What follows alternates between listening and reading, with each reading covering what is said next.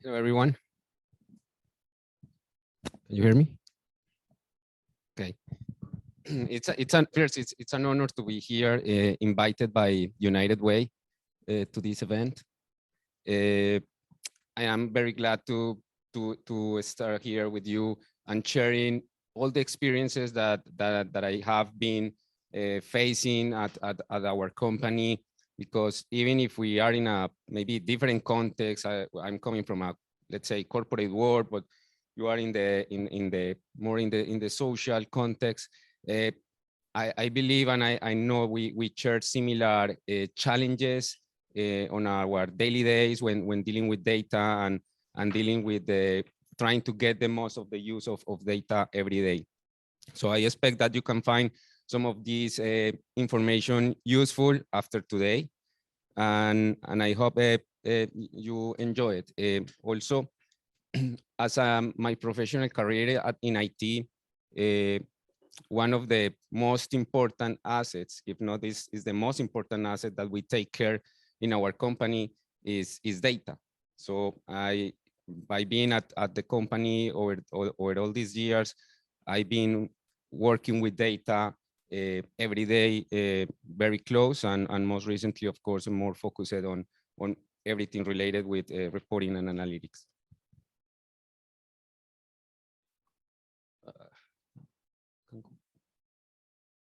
I can go back one. Okay. So first, probably OI doesn't need too much introduction in the Toledo area, but I just wanted to highlight one thing, thinking in the presentation about the usage of data and the scope of the data that we can find in our case, which is our company has 70 plants in 20 countries around the world. And each of those plants has, in many cases, probably we are working with very similar data, but we have, or we found even in these different places, different cultures and different expectations about data and how we use that data. So those are also some of the key things that we keep in mind. I just wanted just to start with this quote. This is from Domo. Domo is a cloud software company that they are specializing data and analytics, business intelligence, visualizations, etc. They release annually a report called Data Never Sleeps.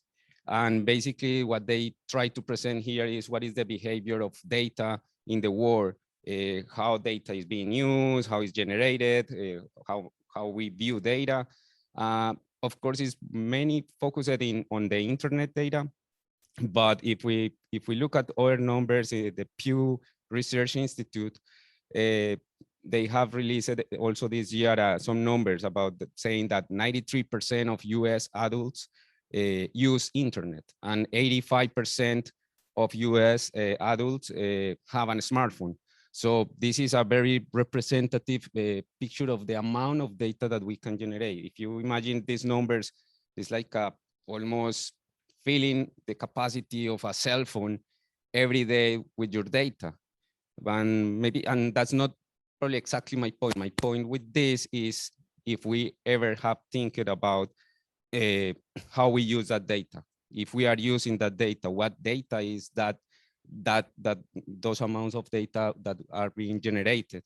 And if we are using that data to make decisions that can improve our lives. Probably we just, if someone has a bank account and maybe is that type of person that makes a budget and track the expenses, probably that person is trying to improve his financial wellness using some of pieces of that data.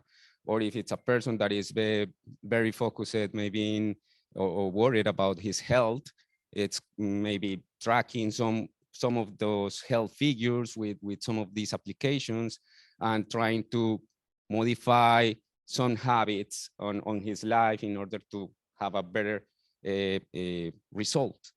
But it's a lot of data, and I think it's sometimes, even for me, it's not clear exactly what the data is that is being collected for myself. So if we take this in the context of corporate world, or we take this in in a community or in the social world, it's a similar thing. We are generating lots of data, bigger numbers than these ones.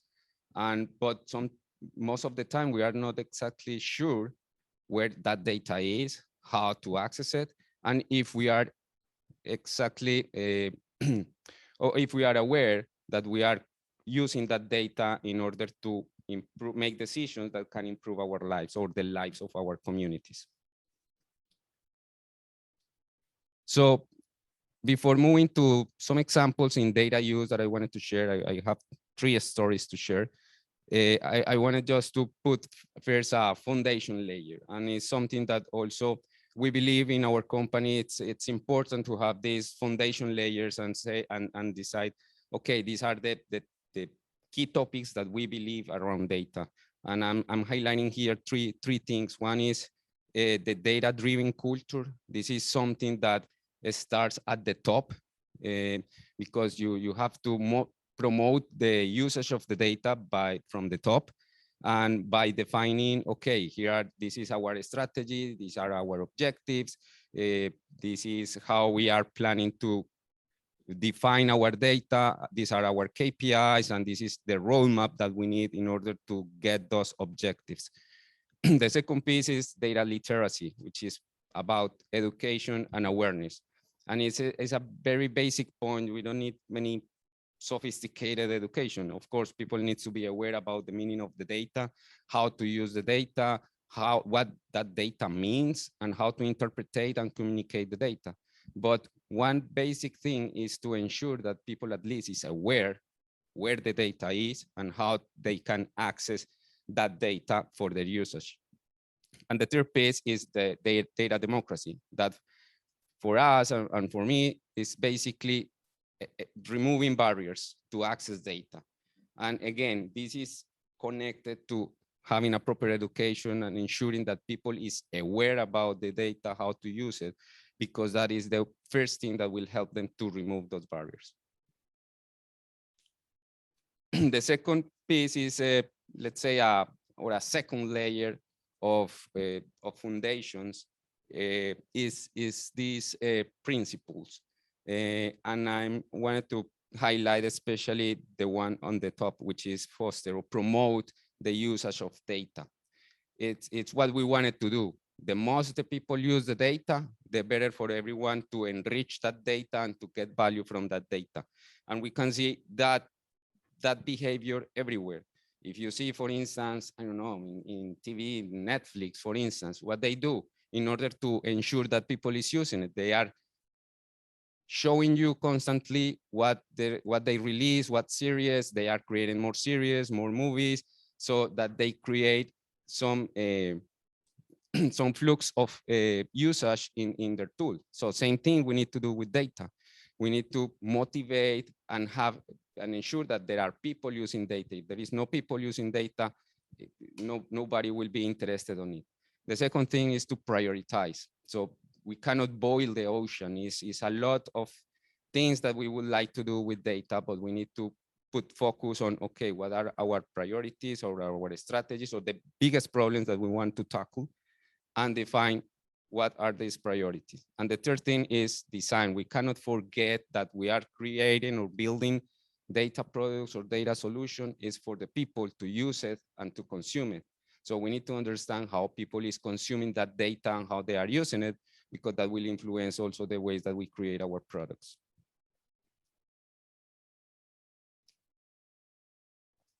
Then if we talk about the purpose, strategy is a key thing. And when we think about the consumption of the data, we have 3 different layers here. We have the strategic, the tactical, and the operational. The data that we have is not exclusively for one of these layers. The data that we have available, that we create, and the products that we create should be available to serve these 3 different levels. It's also a way to avoid the creation of silos, of islands of data, because at the end of the day, people is trying to look at the same data with different perspectives. Probably the one that is at the strategic level needs just to look the data in a different time horizon because the decisions that they make will influence or will generate an impact, not in the short term, but in maybe in 3 months or maybe in a year or in 2 years. But there are other people that they need to deal with the data on their day-to-day decisions, which are more on the execution side, and they need to ensure that what they are doing at the moment is generating the impact that they are expecting.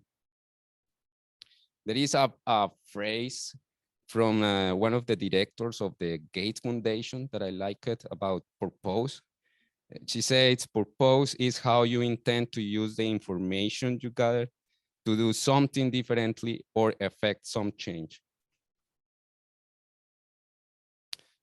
Here are some considerations around the purpose of data. And I like this triangle. It's about the strategy, or when you're building the strategy, what you have to consider. This is from Gartner, the picture, but it's a very common picture where we combine processes, tools or technology and people. But in here, at the center of all of it is data, because data is influencing the decisions or the strategy that we create around these three areas. So we're having the purpose of the data at the core of the decisions we make around data. It will help to generate a positive impact. And again, here, the intention of this is to maximize the use of data through the technology, through the processes that we create, and generate this positive impact on the people.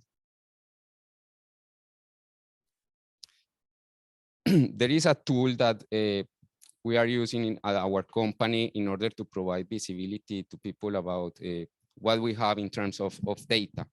And it's a map. This is just a representation, but it's a map of all of our data assets. You know, a map is one of the most ancient and basic tools that humans have used to explore, to navigate, to locate places and things. And when you are traveling on the highway, you find every X miles a service plaza, and what you can get there in a service plaza is a map, or even tourist information, because they are trying to promote the places and the things that are available there for people to visit. Similar thing with data. What we need to do is we will have people that are navigating through the data, but they need some tools, some map to understand where to navigate, where maybe to find a good spot to take a good picture about data. So this is a useful tool to build awareness and to provide visibility and educate people about data. So the picture that is there is something that I found some time ago in internet. It's just a picture of grouping different tools, platforms, technologies on different topics. But when we applied that through our data, we were focused on 4 areas. One is transactional data. So we start doing a mapping. Okay, what are all the tools, all the systems that are producing data? So we have identified more than 30 different platform systems that are generating data. So we list them, all of them. We complement this with a kind of dictionary describing what is the tool, what type of data is generating, and how, explaining also how people can access that data. But that's not only. So we know now how we are generating data. Then we describe how we are processing data. So which tools are being used or which systems are available for people to process that data that is in the transactional systems. Then we have another layer, which is the storage of that data. So where is the data kept?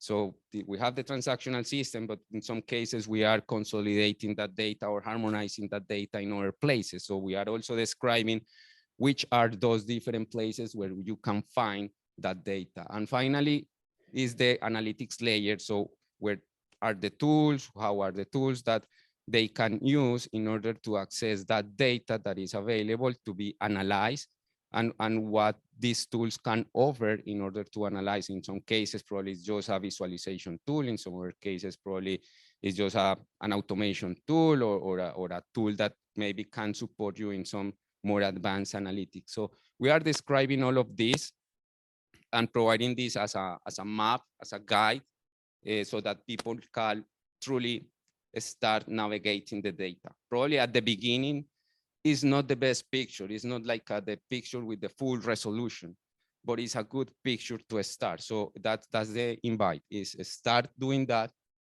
Today probably is not the best picture, but then when you start socializing this with others, they can also will help you to enrich that, because they will start seeing the value of it. And then probably after some time, you're gonna have maybe a much better high resolution picture of all that your data, but you will have that map. And I think that has been really helpful for everyone.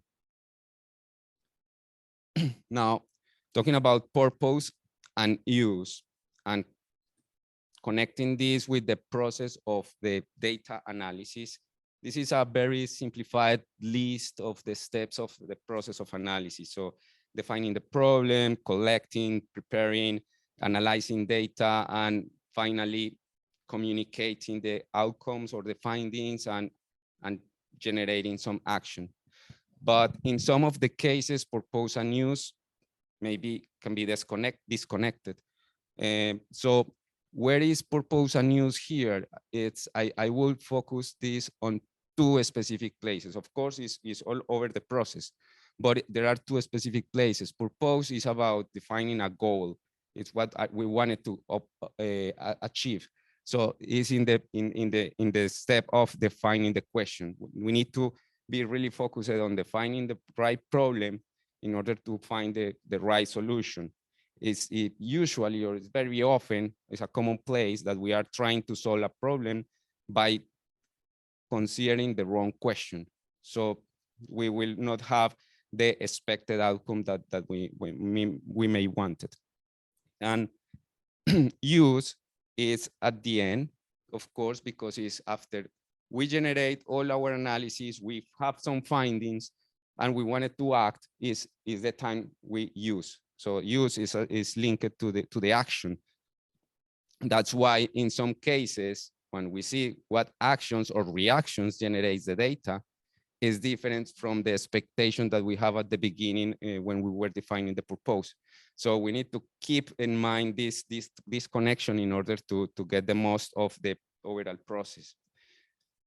I'm highlighting one thing here because I've been very curious about defining a good question in a problem, because it's a challenge that we face every day when we tackle a problem. Usually, especially in our area in IT, we usually just people come saying, no, we need to collect the data. So we are just starting directly to the second step, and we maybe didn't take too much time to reflect about, okay, we need to collect the data for what purpose. The easiest step is just to ask for collecting the data, but we need to define what is the purpose of that collection, and have that clear objective. So in that piece, or in that research or curiosity on looking for questions, I found a book. It's called A More Beautiful Question from Warren Berger. And in this book, he described different stories about people looking for or defining the right question. And there is a story of this guy in the picture, Van Phillips. He's an American inventor of prosthetics.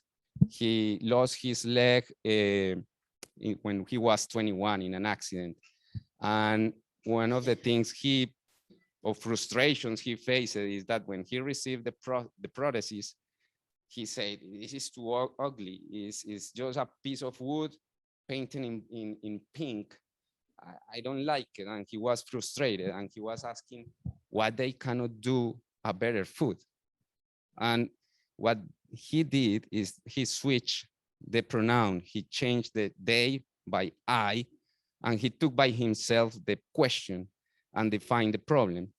And then he switched his career, and he studied biomedics, and he created, capturing ideas from different places, from the animal kingdoms, on swimming, from battlefields, ancient battlefields.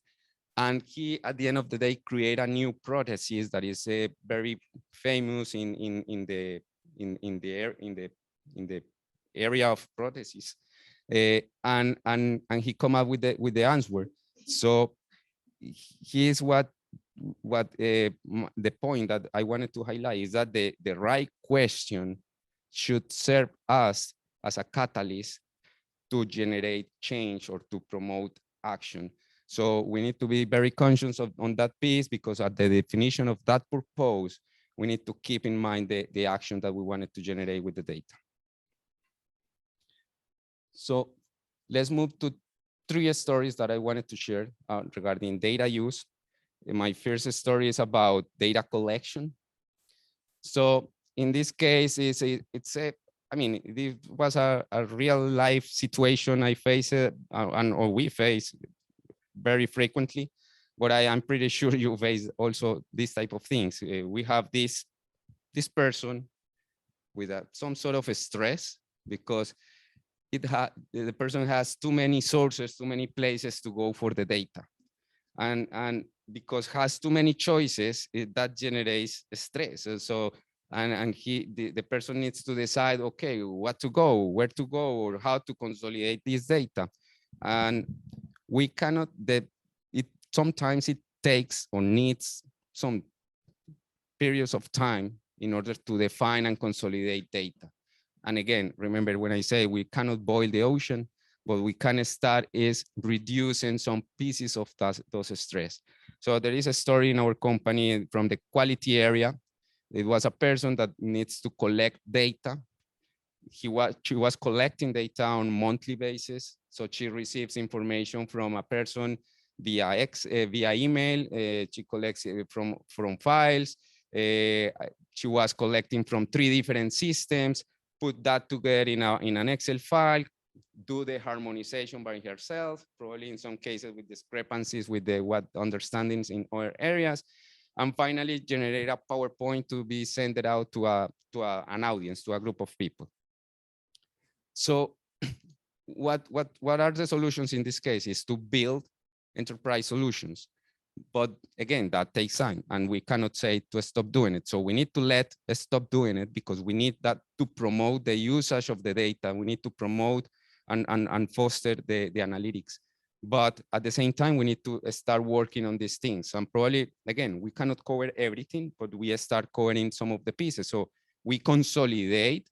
We are not eliminating the sources. The sources keep the same, but we consolidate some of those pieces in a layer that is the layer that the consumer of the data is facing. So for the consumer, to the consumer eyes, it will be less sources to go, and it will simplify their lives.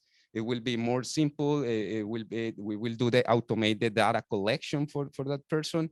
And even the person can get the data more on time. Instead of having maybe the analysis on monthly basis, they can get the analysis on weekly basis or on daily basis if required.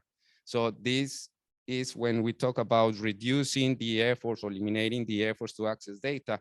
This is a way to democratize data. The second story is about communication and consumption of the data. So we have, again, our friend, our stress friend, trying to make choices with with too many options. It's like when we go to the supermarket and we have too many options to select one thing. So it was the same thing. It was like before 2018 in our company, there was no direction, no recommendation about what to use to analyze data or to communicate data to people. So we have different tools, 4 or 5 different tools, and it was I mean, the discussion was a waste of time every day, because the discussion always was which tool to use in this case, which tools to use in that case, to what audience. So it was limiting our options, and it was making us to waste time in making some decisions that were not like at the end of the day the ones that we wanted to discuss about data. So again, what we found here as a solution is have a common practice, define a common set of tools for the people. Probably it's not like we are eliminating the 100%, but at least we are eliminating choices that will facilitate the decision for the people. So we define a standard, we focus on the adoption of it. It doesn't mean that exactly needs to be the one that we decided. It should be anyone, but at least to have focus in one or a very limited set of tools so that we can have our focus on or concentrate on training the users, ensuring that the users can get the most of the value of that tool. So we can generate some trainings. For instance, we were doing it a monthly Q&A. So we did at the beginning some training sessions. We trained, if you see in the numbers, we had like around 100 publishers of nowadays of reports and analytics. We trained them more around 200 people or more than 200 people in the tool. And then we created on monthly basis a Q&A session where we were sharing experiences, people come up with questions. We were trying to solve those questions or capture those needs. And that was starting to create a sense or a perception of a community where people can share the things that they were doing it, and that was facilitating also how they can share. Oh, look, I have created this analysis, and another person can be interested. I wanted to maybe replicate that or be involved in that activity. So that helped us to create that perception or sense of community, connect the creators of the data, and simplify the efforts that they were executing. So again, by doing this, we changed the discussion. The discussion was not anymore which tool we use. The discussion was about which are the reports that we are using, because now we are able to track how many people is running data, is using which report, what are the most used. So maybe we can start finding some duplicated efforts. So we switch to those type of discussions in our organization. And the third story, my last one, it's about finding new uses to the data or to the data products that we create. So it's trying to go beyond just the reporting. So usually, I mean, the traditional reporting, it's really good, of course, because it provides visibility. It communicates an idea or a finding that we have in our data. So it's very simple. I mean, you create a report, you produce some graphs and charts, and people start navigating these reports, and they can find some highlights in that data. They can find an outlier, a gap, or some highs or lows in the numbers, but it's limited because it just reaches that point. We can track all that process, but we cannot track what happened after it. So people find a number, a deviation, and then what? What's the action? There is no way to track that for us. So we can know who is looking at that data, who is looking at that report, with which frequency, who was the publisher, but we don't know what actions they are doing. I mean, in the previous numbers, as you saw, it was like we have like 1,500 reports, but from those, let's say 500 are the most active. So you can say it's too much data in the organization, but also we can see it on the positive way, which is at least we have 1,300 people looking at data, and at least if they are making decisions, they should be informed decisions because they are on frequently basis visiting those reports. But we do not have a way to connect to the action, to confirm that the decisions that they are making, in fact, were well influenced by the reports that we created. So we start questioning how we can find new uses. And the step that we found out most effective is to start talking, interviewing the people. Okay, how you are using the data, describe your process, your day in the life. So you open this report and then you start navigating and you do what are your steps. So we describe and we document that and write down, creating a kind of a script of what they did or what they used to do with the report. And then the intention of it is to create or to design more targeted data instead of having people going and looking for data, trying to make that the data goes to the people. It's like when you're using tools like, for instance, I don't know, yesterday someone mentioned Waze. So when you use Waze, Waze is not giving you all the data about all the paths, all the roads to go to a place. The Waze asks you, okay, where you are, where you're going. And then the Waze just listed to you 2 or 3 paths. You make the decision if you go faster or go shorter, and then you select one path, and then the tool shows you only information about that specific path and guide you. So it's similar thing here. It's not like a sophisticated like that, but it's like at least it's the start point on changing our minds, on switching our mindset from reporting to something more actionable. So this is one exercise that we did. It was with, we took one of the reports, one of the most common and reports in our company, which is our sales tracking, of course. And we interviewed country managers and sales managers. So we asked them, okay, what do you do with that report? You open it in the morning and you do what? So they start describing, okay, I open the report and select some filters for timing, compare the scenarios, and then I identify if our numbers were above or below. And we say, okay, wait, what means above? What means below? So what's your criteria to define that? So we capture also those figures. And then you do what? Once you have that gap, okay, I need to find out where the gap is. So he starts to drill down, finding a geography or a category or a customer. So we capture all those steps, and again, we describe a kind of a script of what they're doing. So having all that information, we already know, okay, what is your target data? We remove all the other data that we don't need. We just focus on that specific data. Again, it's from the same data source, the same report. We are not changing nothing of that. It's just what data we are looking at. And then we apply some sort of a decision tree. Or in some cases, if we need, you can rely on more advanced analytics, but in this case, it was just a basic decision tree based on the rules that were provided by them. And then with using that, what we created is just a targeted message, an email. So instead of having the people going to the report and navigating the report and trying to look where the deviation was, is just to send it out directly to them, to their hands, a report. So a report that says, dear sales manager, your sales are above or below 5%.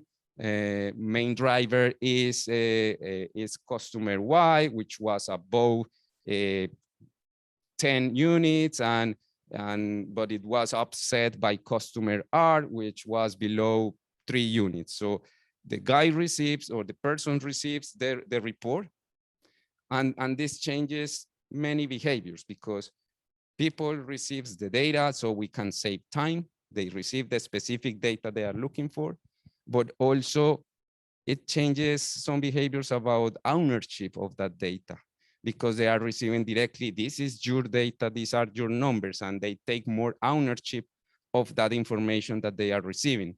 So that also has been really helpful. It's also similar as for instance, utilities companies. They also used to do that.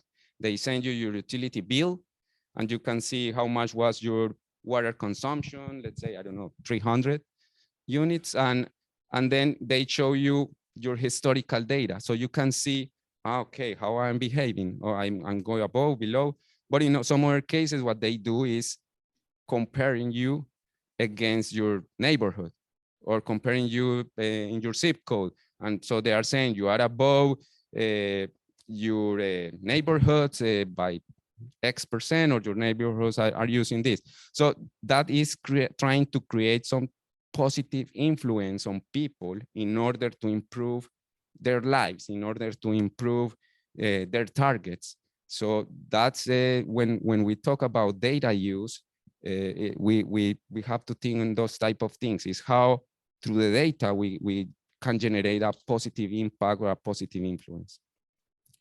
And just to close and summarize the drivers of the data, I just want to highlight this one. Is First is direction. Is the first thing that we need to think about. So it's about defining the needs, defining the right problem that we need to tackle. And that will help us also to come up with the opportunities, to list the opportunities and have them identified. The second is awareness. Again, it's about informing about the data, what data we need, where the data is, how we can access that data. And so we need awareness to educate. The third one is tracking. So how that data is consumed, who is using that data. That is really important in order to define our data portfolio. We need sometimes to refresh our portfolio and according to the usage of or the consumption of it. Then is planning. We need to plan. Once we have identified, well, we have a direction and we have identified the opportunities, we need to just execute and go for a plan and go and list them as a priorities. And the last is execute. Is the last, but is not the least. Is one of the most important. We need just to execute. And the invite here is start now. Make just these little steps as mentioned.